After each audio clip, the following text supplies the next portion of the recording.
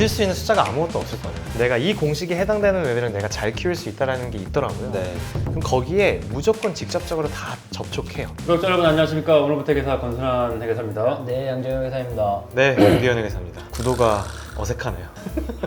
자, 2025년 처음 초대석입니다. 오늘 2025년 그냥 첫 촬영이에요. 오늘 저희가 2025년도 이것도 또 저희 처음 해보는 건데 초대석은 아니고요. 일종의 상담소처럼 저희 채널에 M&A가 됐든 투자가 됐든 뭐가 됐든 사연을 받았는데 이제 몇 개 보다가 궁금해 하시는 요소가 재밌었고 또 대표님 자체도 몇 가지 저도 궁금한 게 있어서 네. 모시게 됐습니다. 반갑습니다.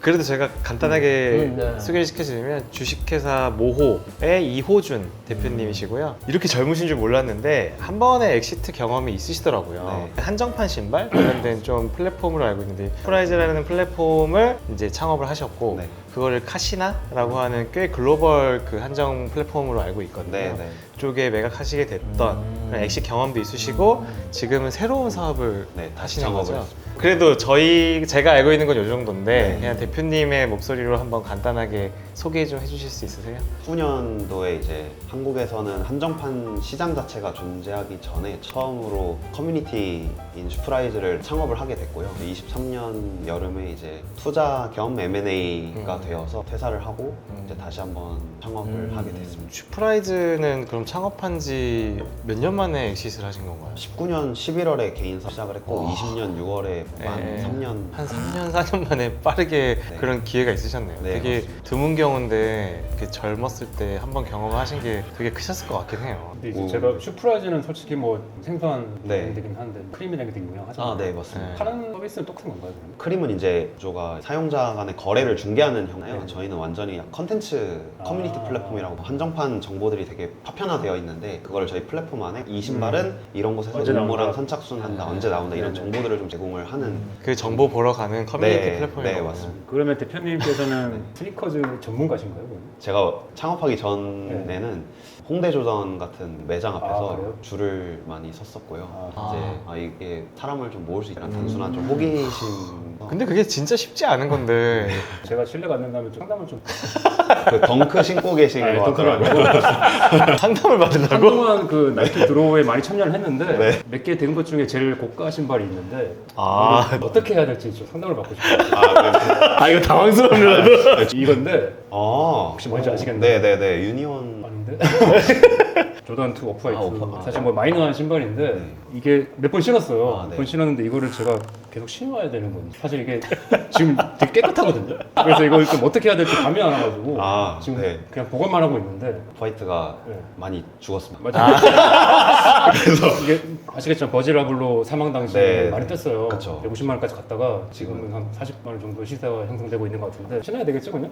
저 택을 좀 떼고 신으시는 이걸 근데 떼고 신는 건가요? 요즘 많이 항상 이제 궁금증이 있거든요. 이걸 떼고 신는 건가? 되게 불편하거든요. 이거. 원래는 그러면 이거 떼고 그냥 막 신으면 되겠네요. 네 근데 이거 자문을 확실하게 함께 신어라. 신어라. 잘라서 신어라. 그러니까 택을 자르는 건 되게 굉장히 좋은 아이디어 같아요. 그러면은 그때 당시에 그거는 뭐 이제 사실 지금 퇴사하신 거잖아요. 네 맞습니다. 지금 새로운 창업 회사가 전 사실 잘 모르거든요. 아, 그냥 네네. 회사 이름이 주식회사 모호로 네, 알고 맞습니다. 있고 지금 새로 창업하신 회사가 근데 또 M&A 뭐 인수랑 좀 관련이 되어 있는 것 같던데 네, 맞습니다. 새롭게 하시는 회사 한번 좀 간단하게 소개 좀 시켜주시세요. 네, 저희는 일단 B2C 사이드로는 리제라는 라이프스타일 브랜드를 운영하고 있는 주 제품들로는 세라믹 소재 테이블웨어 제품이 네, 되고 네. 있고 그 외에도 프레그런스나 리빙 아이템 쪽으로 확장하고 있습니다. 카카오톡 선물하기 29주 네, 네, 네. 하고 최근에는 더현대 서울에서 아. 운영하고 있는 상황이고 언제 창업하신 거예요, 이거? 23년 9월에 법인이 23년 설립 9월에 근데 이제 대표님이 뭔가 성장의 과정에서 브랜드를 인수해서 키우려는 생각도 가지고 계신가 보네요. 네 맞습니다. 저희가 제품만 판매하는 스타트업은 아니고 네. 이 세라믹 소재 관련된 기술 연구 개발을 하고 있습니다. 도자기 제품이 수분을 머금고 있어서 가마에 들어갔다 나오는 수축이나 변형이 되게 많이 발생하거든요. 네. 저희는 3D 모델링, 3D 프린팅 통해서 제조 과정에서의 좀 아. 기술을 통한 혁신을 지향 꿈꾸고 있습니다. 그럼 실제 그런 쪽의 기술 활용해서 지금 런칭해서 판매도 하고 계시는 네, 있는 거잖아요. 맞습니다. 어. 기존에 조각가분들이 일일이 공예를 하셔서 만들어야 되거든요. 그래서 네. 대량 양산하기가 되게 난이도가 높은 산업인데 저희는 그거를 3D 프린팅을 통해서 생산 기간을 좀 획기적으로 단축을 시켰고 지향하고자 하는 꼴은 몰드 없이도 시제품 기획부터 생산까지 완결하는 네. 제조 과정을 좀 연구 개발하고 있습니다. 그래서 저희한테 이제 질문 주셨던 게 네. 사실 제가 그동안 받았던 질문의 대부분의 맥락은 어떻게 하면 회사를 잘 키워서 네. 매각할 수 있느냐가 포커스였는데 네. 정반대셨어요. 그러니까 어떻게 하면 좋은 브랜드나 좋은 회사를 인수해서 네. 잘 키울 수 있는지, 그리고 이제 인수하는 과정에서 내가 뭐 예를 들어 우리 회사의 가치가 얼마고 내가 인수하려는 회사의 가치가 얼마인데 네. 이런 것들의 가치 평가에 대한 문제. 네. 그리고 또 지금 투자 유치를 준비 중이신 건가요? 저희가 올해 4월에 킹슬리 벤처스라는 네. 벤처 캐피탈에서 시드 투자를 아. 받았고 6월에 팁스 선정이 되었습니다. 되셨어요, 팁스도? 아. 올해 재무제표 3월에 정리되면 그 이후로 이제 프레이 라운드를 돌 준비를 하고 있거든요. 그 과정에서 이제 질문 드렸던 것처럼 M&A 파이낸싱 자금을 투자금 일부로 녹여서 받고자 하는 계획을 세워보고 있습니다. 코파운드 분들 중에 이런 M&A나 이런 쪽 딜이나 파이낸스 경험이 있으신 분이 있는 건가요? 없습니다. 어떻게 이런 아이디어를 생각하게 되셨어요? 사실 그냥 보통은 네. 내가 어떤 브랜드를 런칭한다 그러면 브랜드에 내 인생을 녹이고 진짜 이걸 어떻게든 키울지에 대해서는 고민을 하지만 네. 남들이 만든 브랜드나 회사를 사겠다라는 생각은 경험이 있지 않으면은 간접 경험이라도 있어야 이게 보통은 생각이 하는데 그걸 어떻게 하게 되셨는지 좀 궁금해가지고. 사실 첫 창업했던 슈프라이즈를 되게 많은 애착을 갖고 사업을 시작을 했었거든요. 근데 그쵸. 여러 번의 투자 진행이나 뭐 이후에 M&A 과정에서 사실 온전히 제 의사로 의사결정되지 않은 부분들이 있어요. 경영권이나 지분 이슈가 좀 있었어가지고 그래서 그 과정에서 많이 약간 상처도 받고 힘든 경험도 있었는데 그걸 경험을 하다 보니까 조금 더 냉정하게 약간 물건으로 바라보게 된다고 해야 될까요? 브랜드를 이제 10년, 20년 네. 갈고 닦아서 애착으로 만드는 브랜드도 있지만 저희 같은 경우에는 제조 프로세스를 앞단에 잘 구축을 해놓고 이걸 가지고 앞에 디자인을 계속해서 시장에 맞게끔 대응하면서 성장할 수 있는 좀 비즈니스 모델을 그려본 것 같습니다. 그래서 저도 한번 모시고 싶었던 것 같아요. 네, 그러니까 매각이 아니라 인수가 이제 관심이 그쵸. 있어서 네, 근데 이제 인수라는 것도 뭐 대기업이 하는 M&A 인수가 있고 큰 사모펀드들이 하는 인수가 있는데 그런 게 아니라 이런 류의 인수를 메인 비즈니스로 하는 게 뭐 브랜드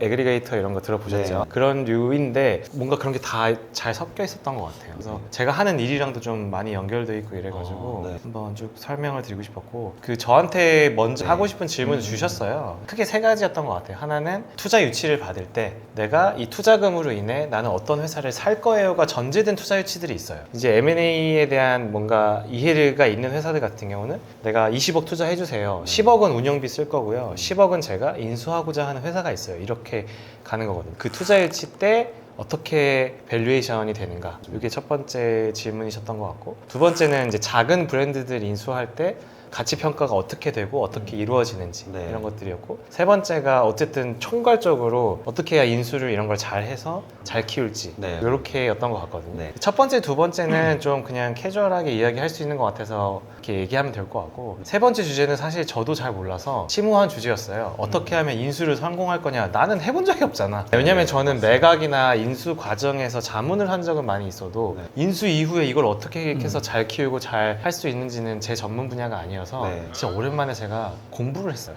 감사합니다. 네, 여기저기 최근에 최소 매출 100억은 돼야 인수할 수 있다 이런 M&A 설명 아, 영상을 거기서도 매출 사실 100억, 200억 이상하거나 현금 흐름이 발생하고 있는 기업들은 가치 평가가 상대적으로 이제 공식 같은 게 있잖아요. 소규모 브랜드들은 맞아요. 가치 평가도 애매하고 개인의 좌지우지되는 정성적인 영역이 되게 큰 것 같아서 일단 밸류에이션? 그러니까 M&A 우리가 투자 유치할 때 우리가 이 기업을 인수할 자금을 유치하겠다라고 해서 M&A 했었을 때 가치 평가는 답은 없어요. 어차피 답은 원래 투자 유치라는 게 스타트업에서는 답이 있는 영역이 아니잖아요. 네네. 다만 이제 두 가지 관점은 좀 생각해 보시면 좋을 것 같아요. 무슨 얘기냐면 투자 유치하실 때 내가 인수하고자 하는 브랜드가 정해져 있을 때와 정해져 있지 않았을 때가 있을 것 같거든요. 정해져 있을 때는 조금 더 정량적으로 접근할 요소는 있을 거예요. 왜냐면 내가 지금 인수하려고 하는 브랜드 매출이 한 30억 되고 뭐 영업이익이 10%는 나오고 근데 우리가 이걸 인수하면 뭐 매출을 5배 띄울 수 있고 등등 숫자로 이야기할 수 있어서 원래 우리가 우리 회사에 거론되는 기업 가치가 있을 거면 네. 이제 이거를 플러스 붙여서 플러스 시너지 알파까지 고려한 밸류에이션이 기본적인 틀은 될 거라고 생각해요. 네. 근데 이거는 흔하지는 않을 것 같아요. 뭐 흔하지 않다라기보다는 이렇게 쉬운 접근 방법이 아니라고 해야 되나? 이러다가도 갑자기 이 딜이 깨지는 맞아요. 경우도 되게 많고요. 네. 그리고 투자자들도 뭐 이 기업 자체에 대한 뭔가 챌린지를 계속 많이 해요. 이거 왜 인수하냐부터 시작해서 딜이 되게 껄끄럽게 진행되는 경우가 많았었던 것 같고, 다만 밸류에이션만 궁금하시다면 명확히 정해져 있으면 얘에 대한 평가 따로, 우리 회사에 대한 평가 따로, 그리고 시너지 효과에 대한 평가 따로를 그나마 좀 정량적으로 할 수 있는 것 같아요. 그러니까 펀드로 치자면 약간 투자사들이 펀드를 만들 때에도 프로젝트 펀드라고 그래가지고 네, 내가 A라는 회사를 인수할 거야 라고 모을 때 펀드가 있고, 그냥 블라인드 펀드라고 그래서 난 나만 믿고 투자해줘, 내가 알아서 할 게가 있는데 좀 전자에 가까운 네. 투자 유치 개념이라고 보고요. 후자도 있으실 거예요. 예를 들어 투자 유치 이번에 하실 때 M&A 펀드로 저희가 얼마를 모집할게요. 근데 아직 M&A 물건은 확실히 정해진 건 아니에요. 네. 이건 그야말로 그냥 우리 믿고 해주세요거든요. 네. 네. 우리 믿고 해주세요는 이런 정량적인 접근 방법은 어려울 것 같고 그냥 주식회사 모호에 대한 가치 평가인 거죠. 그래서 사실 이쪽 방면으로 이미 한국에서도 뭐 브랜드 애그리게이터를 표방하는 회사들이 몇 개 있고요. 이런 회사들이 한 3, 4년 전부터 시작됐는데 지금 제가 알기로 다 잘 되는 건 아닌데 네. 네. 튀어나오기 시작한 회사들이 있어요. 어쨌든 그런 식으로 분명히 3, 4년 전에 그 비전을 제시하고 지금 잘 된 회사가 있어요. 그리고 또 더 나아가면 미국의 뭐 스라시오부터 해가지고 이미 더 성공한 모델들이 있어서 네. 그냥 대표님이 주식회사 모호 자체의 하나의 밸류에이션이라고 하면 좋을 것 같아요. 그래서 뭐 사실 구구절절 말이 많은데 밸류에이션은 정해진 건 없다. 다만 아예 정량적인 요소로 하나의 대상 회사를 가지고 이야기할 거냐와 그냥 블라인드 펀드처럼 우리가 이런 비즈니스를 할 거예요라는 컨셉만 좀 다르다? 이 정도인 것 같아요. 그 시너지는 그럼 어떤 식으로 좀 그게 결국은 스토리텔링하는 스토리텔링 하기 날림인데 지금 이미 대표님은 스토리텔링의 답을 말씀해 주신 게, 대표님은 우리의 전략과 엣지가 네. 그러니까 내가 인수해서 어떻게 시너지를 입히겠냐라고 했을 때 아까 이미 제조 쪽에 다 있으셨잖아요. 네, 맞습니다. 네, 이쪽에 대한 시너지가 결국 어떻게 실적이나 매출적으로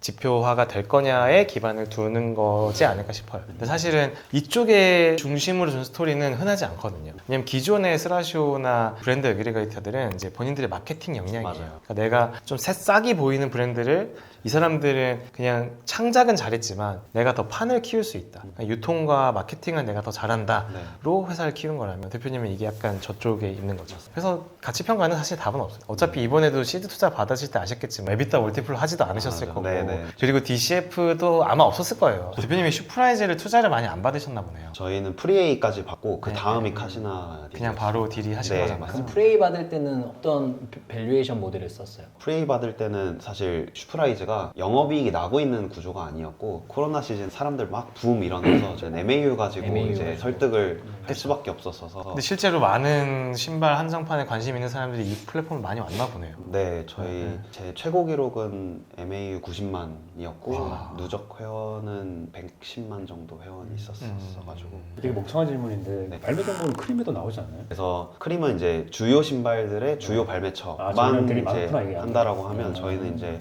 100개국 이상의 200개 넘는 발매 정보를 한 신발당 제공을 하는, 또 모니터링해서 실시간으로 좀 빠르게 좀 업데이트하고 있는 좀 더 매니아틱한 플랫폼이었습니다. 더 찐들이 모여 있는 데인 거. 네. 첫 번째 질문 밸류에이션은 답 없지만 대충 이 정도의 방향성만 있는 것 같고요. 네. 두 번째 질문이 작은 브랜드들 어떻게 얼마에 인수하냐인데, 이건 제가 어쨌든 그래도 브랜드 애그리게이터 하시는 분들이랑 일을 몇 번 하다 보니까 네. 그들이 어떻게 하는지를 설명드리면 좋을 것 같은데, 일단 엄청 그분들은 싸게 사요. 싸게 살 수 있는 여러 가지 뭐 이유, 배경을 조금 설명드리면, 보통 브랜드 애그리게이터라고 해서 매출 몇십억 정도 되는 소비재 브랜드를 인수하고 싶으면 자기들이 첫 번째 딜 소싱을 어떻게 하냐면, 자기들이 원하는 그런 지표들이 있어요. 네. 예를 들어 지금 네이버 키워드에 뭔가 수치가 잘 올라가는 브랜드가 있네. 이 네. 브랜드 뭐지? 그래서 네. 자기들이 마음에 들어하는 자기들만의 공식이 있더라고요. 그러면 그 공식은 뭐냐면, 내가 이 공식에 해당되는 애들은 내가 잘 키울 수 있다는 게 있더라고요. 네.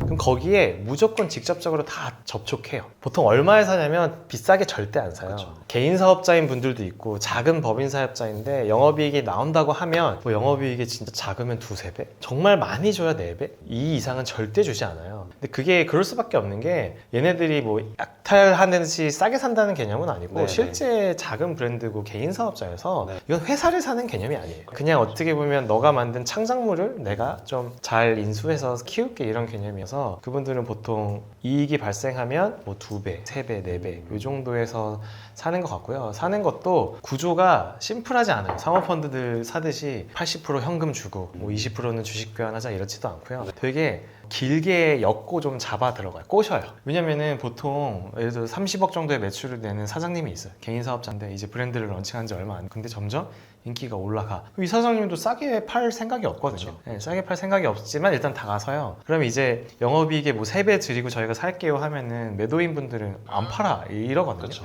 네, 그럼 이제 그때 그 다음부터는 서로 이제 좀 중장기적인 협력 관계로 일을 많이 도모하더라고요. 예를 들어 대표님 이거 지금 매출 30억인데 매출 50억, 80억 넘어가면 직원도 더 필요하고 재고도 더 필요하고 마켓 필요한데 진짜 피곤하시다. 피곤한 거 우리가 다 하겠다. 그래서 일단 저희가 이번에는 한 10억 챙겨 드릴게요. 챙겨 드리고 나머지 잔여 지분은 저희가 이러이러한 방식으로 성과 보상을 저희가 향후에 2, 3년 동안 쉐어하겠습니다. 근데 대표님은 마케팅 하나도 모르시지만 저희는 마케팅 진짜 잘해요. 대표님은 회사 거 100억, 200억 금방 만들어 드리고 지금은 10억이지만 이걸로 한 2, 30억 더 챙겨 드릴게요. 네. 그렇게 해서 전체 내가 너한테는 캐시플로우를 이 정도 줄 수 있다를 좀 중장기적으로 제안하는 거예요. 그리고 플러스 뭘 하냐면 대표님 이제 사업이라는 게 다 단계가 있잖아요. 그러니까 초기 브랜드 기획하고 창작을 잘하시는 분들이 있고 이거를 팀을 꾸려서 어떤 레벨업을 잘하시는 분들이 있고 이걸 또 뭐 해외 수출을 잘하는 역량이 다 다른데 보통 설득의 논리는 대표님은 잘하는 것만 하세요. 그러니까 이거 저희가 살 테니